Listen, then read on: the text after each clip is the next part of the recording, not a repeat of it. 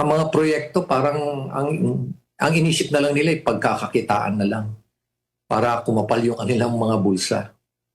Ganun na ang nangyari. Halos wala kami sa pag-iikot namin ni Secretary Vince, wala kami nakitang maayos na mga project. Puro mga may kalokohan talaga. Pinabayaan na rin.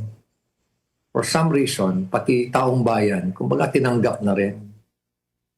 Kaya siguro ganun sila naging so bold, so comfortable doing it.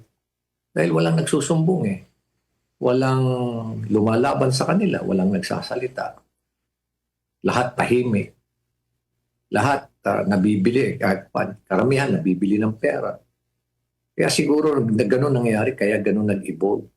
Alam mo kasi napakaraming kaso. At syempre, mga commissioners, hindi naman nila kakayanin na pumunta sila sa field, pumunta sila, mag-imbestiga sila. Hindi nila trabaho yun.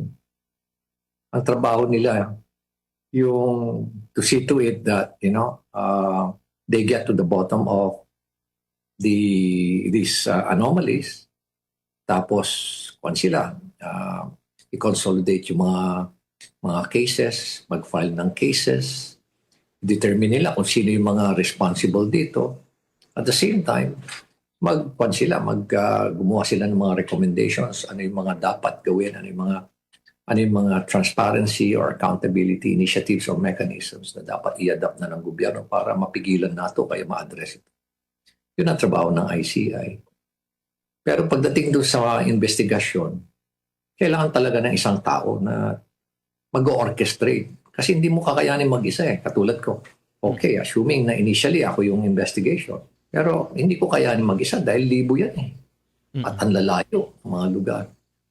Kailangan i-orchestrate ko yung mga iba't ibang mga ahensya. Gamitin ko yung mga iba't ibang ahensya. Ang dami pwedeng itap eh. Sort of force multipliers.